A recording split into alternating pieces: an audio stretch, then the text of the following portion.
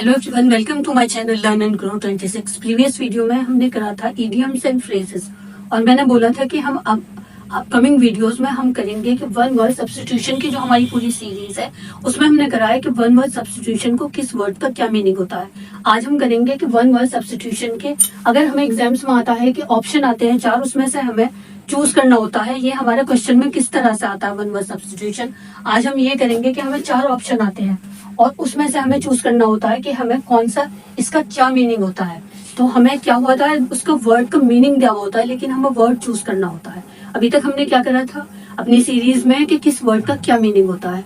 अब एग्जाम्स में हमें वो कैसा आता है कि किस उसका मीनिंग दिया होता है, उस वर्ड को बताएं आप कि इसका कौन सा वर्ड सही होगा, रिपीट होगा। तो अब हम करते हैं उसकी प्रैक्टिस कि ये हमें एग्जाम्स में कैसे आता है। देखते हैं first word, to examine one's own thoughts and feeling.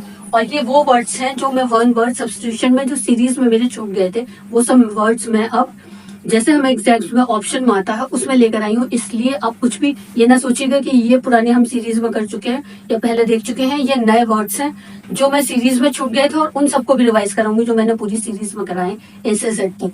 तो इसलिए बने रहिएगा मेरे साथ और प्रेस द बेल आइकन, जिससे आपको आने वाली सभी वीडियो की नोटिफिकेशन मिलती रहे और आपका कुछ भी यूजफुल और इम्पोर्टेंट छूटे नहीं। तो देख करते हैं हम वन वर्ड सब्स्टिट्यूशन की प्रैक्टिस के हमें एग्जाम्स में वो कैसा आता है। तो examine one's own thoughts and feeling, अपने एग्जामाइन करना मतलब अपने उसके बाद उसका ये देखना कि हमारे अंदर थॉट और फीलिंग कैसी है, नेगेटिव है, पॉजिटिव है, उन सबका एग्जामिनेशन करना। उसे उस वर्ड्स को क्या बोलते हैं हम? मेडिटेशन बोलते हैं, रिफ्लेक्शन बोलते हैं, इंट्रोस्पेक्शन बोलते हैं, रिट्रोस्पेक्शन बोलते हैं या फिर इंट्रोस्पेक्शन बोलते हैं।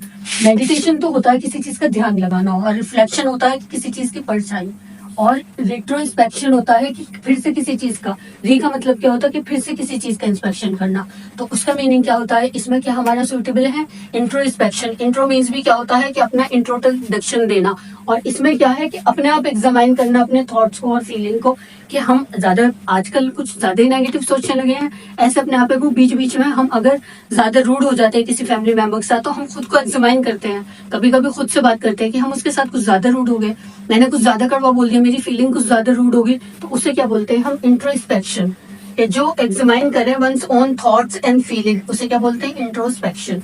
Custom of having many wives, मैंने ये कराया था कि जिसकी बहुत सारी वाइफ्स हों तो उसे क्या कहते हैं? जो एक टाइम पे बहुत सारे मैनी हस्बैंड्स हो, एक से ज्यादा हस्बैंड हो, उसे क्या कहते हैं? पॉलीएंड्री।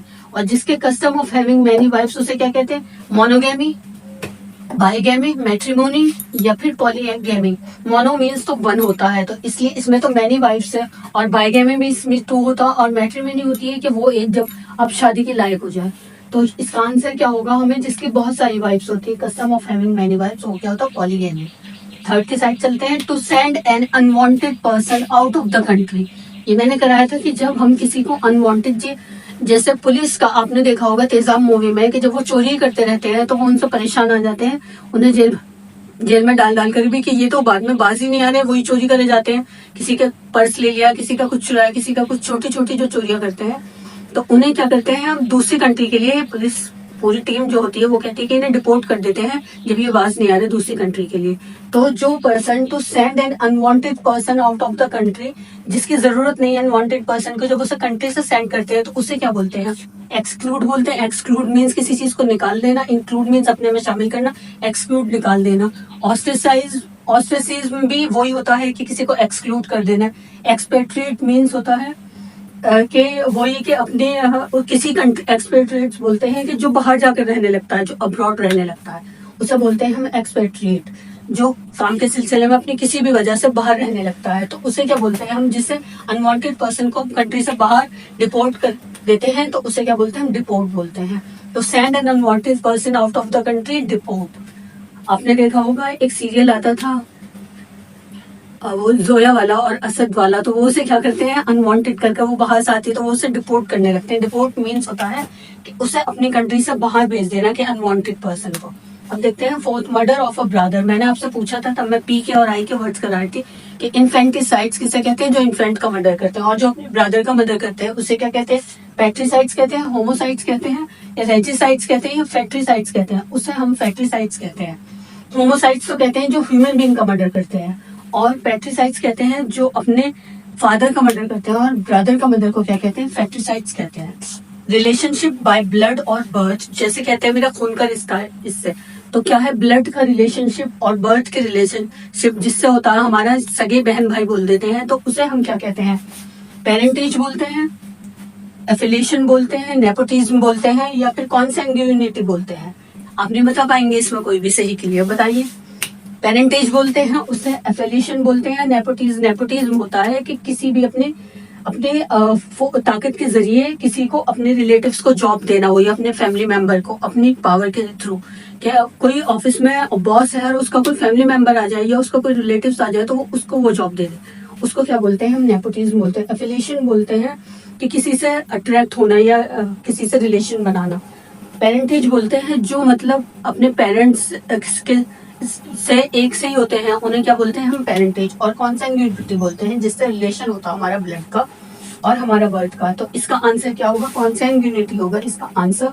जो रिलेशनशिप बाय ब्लड और बर्थ से भी और ब्लड से भी जो सेम होते हैं बहन भाई, उन्हें क्या बोलते हैं? कॉन्सैंग्यूनिटी बोलते हैं।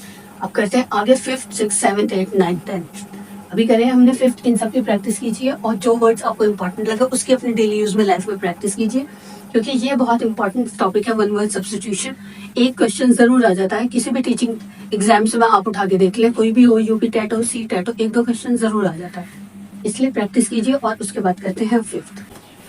अब चलते हैं 5th की side. The power of reading the thoughts of others, के किसी के थॉट्स को पढ़ लेना कि ये करना चाहता है या ये ऐसा सोच रहा है, तो उसे क्या कहते हैं? हम साइकोपैथी कहते हैं, साइकोलॉजी कहते हैं, टेलीकम्युनिक कहते हैं, या टेलीपैथी कहते हैं। तो उसे हम टेलीपैथी कहते हैं। किसी के थॉट्स के बारे में पता लगा लेना, the power of reading the thoughts of others, उसे क्या कहते हैं? टेलीपैथी कहते हैं। 6th की साइड, बी द एम्बॉडीमेंट और परफेक्ट एग्जाम्पल, कि कोई पूरा परफेक्ट एग्जाम्पल हो किसी के लिए सामने, कि ये मैं इसके जैसा बनना चाहता हूँ, ये एक बहुत परफेक्ट एग्जाम्पल है मेरे लिए, कि बहुत, जैसे कि सृष्टि देशमुख है जो IAS बनी है, वो क्या है? परफेक्ट एग्जाम्पल है सभी जिसके लिए, जो बच्चे यूपीएससी की तैयारी कर रहे हैं या किसी भी चीज की तैयारी कर रहे हैं, किसी भी अकेडमिक चीज में जो पढ़ाई से रिलेटेड है, उनके लिए क्या है? वो एक परफेक्ट एग्जाम्पल है। तो उन्हें क्या कहते हैं? हम सिग्निफाई कहते हैं, उन्हें कैरेक्टराइज कहते हैं, या मॉस्क्यूरेट कहते हैं, या फिर पर्सोनिफाई कहते हैं। उसे हम पर्सोनिफाई कहते हैं। जो परफेक्ट एग्जाम्पल हो सभी के लिए, तो वो क्या है? पर्सोनिफाई। 7th की साइड चलते हैं। ऑफ अननोन एंड अनएडमिटेड ऑथरशिप, कि जिसे अननोन मीन्स जिसे ना पहचानते हो और ना अंदर से एडमिट कराओ। एडमिट करना क्या? कि मान लेना, कि उस चीज को नहीं माने कि ये मैं नहीं मानता। इस ऑथरशिप को क्या है? मतलब कोई भी किसी से कोई भी बंधन, तो उसे क्या बोलते हैं? हम क्यूलेबल बोलते हैं, एनिमियस बोलते हैं। ऑफ अननोन एंड अनएडमिटेड ऑथरशिप, कि जिसे ना मानना, अननोन मीन्स के पहचानना नहीं, और अंदर से एडमिट करना क्या? किसी चीज को एक्सेप्ट करना, मान लेना, तो उसे नहीं मानना उस किसी भी एक ऑथरशिप को, तो उसे क्या बोलते हैं? ग्रेबल बोलते हैं, अनएनिमियस बोलते हैं, या वैक्सीन बोलते हैं, या फिर अनोनिमियस बोलते हैं। उसे हम अनोनिमियस बोलते हैं, कि जिसका कोई नाम ना हो, कोई आइडेंटिफिकेशन ना हो, उस रिश्ते को, उस ऑथरशिप को हम क्या बोलते हैं? अनोनिमियस बोलते हैं। अननोन एंड अनएडमिटेड ऑथरशिप, और क्या? विदाउट नेम और आइडेंटिफिकेशन, किसी की कोई आइडेंटिफिकेशन नहीं हो, उसका कोई नाम नहीं पता हो कि कहाँ से क्या आया है, या इन दोनों का आपस में क्या रिलेशन है, तो उसे क्या बोलते हैं? अनोनिमियस बोलते हैं। अब चलते हैं 8th की साइड। अपोज टू ग्रेट और सडन चेंज। अपोज मीन्स मतलब किसी चीज का विद्रोह करना या नहीं मानना किसी चीज को, तो किसी चीज को ग्रेट और सडन चेंज, अचानक चेंज हो जाना। आपने मोहब्बतें में देखा होगा कि उन्हें, अमिताभ बच्चन क्या है? सडन चेंज पसंद नहीं थे, तो वो क्या थे? अपोज थे, उसके खिलाफ थे, तो उसे क्या बोलते हैं? रेवोल्यूशनरी, एवोल्यूशनरी, स्टैटिक्स, या फिर कंजर्वेटिव। स्टैटिक्स बोलते हैं या फिर कंजर्वेटिव्स बोलते हैं। रेवोल्यूशनरी तो उसका उल्टा हो गया, वो तो नई चेंजेस को एक्सेप्ट करते हैं, और रेवोल्यूशनरी भी, तो इसलिए ये दोनों तो हो नहीं सकते, तो वो क्या है? कंजर्वेटिव्स कहलाते हैं, जो सडन चेंज को का अपोज करें। और ग्रेट और सडन चेंज, के अचानक से कोई चेंज हो जाना, कि आपकी फैमिली में नई कोई दुल्हन आए, और मूवीज में दिखाते हैं, ये राजकुमार की मूवीज में ज्यादा दिखाते हैं, और वो अचानक जीन्स पहनने लगे साड़ी से, तो वो क्या हुआ? एक सडन चेंज हुआ, ग्रेट और सडन चेंज हुआ फैमिली में, तो वो क्या हुआ? जो उन सब चीजों को हाई कानून पे स्टार्ट कर दें, तो वो क्या हुआ? कंजर्वेटिव हुए, कि वो सडन चेंज का अपोज करें, विद्रोह करें, और नहीं माने उसे। अब चलते हैं, ये एग्जाम्पल है सिर्फ, और नहीं, मजाक की बात नहीं है। 9th, one who deserts his religious. Deserts means मतलब छोड़ देना, लीव, अपने रिलीजन को छोड़ देना, उसे क्या बोलते हैं? उन्हें बोलते हैं डेसर्टर्स, टर्नकोट, या फिर फेनेटिक या ओपोस्टेट, उसे बोलते हैं हम ओपोस्टेट। जो अपना रिलीजन छोड़ देते हैं उसे क्या बोलते हैं? ओपोस्टेट। आपकी कॉलोनी में कोई नहीं आकर एक फैमिली रहे और वो दूसरी रिलीजन से चेंज होकर, कन्वर्ट होकर किसी से मैरिज कर ले और वो आपके पास में आए, तो आप उसे ये ना कहकर कि इसने अपना रिलीजन चेंज करा, आप उसे क्या बोलेंगे? ओपोस्टेट बोलेंगे। ये आपके डेली कन्वर्सेशन में भी आपके काम आएगा। तो आप ओपोस्टेट बोल देंगे तो ऐसा नहीं लगेगा कि आपको शर्मिंदा नहीं होना पड़ेगा अचानक इसने अपना रिलीजन चेंज करा, ये बोलेंगे। अब चलते हैं 10th की side. A short stay at a place, कि कहीं पर थोड़े दिन के लिए रहना। जैसे कहते हैं कि इन्होंने डेरा डाल लिया कि तो एक दिन के लिए आए थे और थोड़े दिन के लिए रुके, तो उसे क्या बोलते हैं? हम हेल्ट बोलते हैं, इंटरमिशन बोलते हैं, इंटरल्यूड बोलते हैं। इंटरल्यूड है।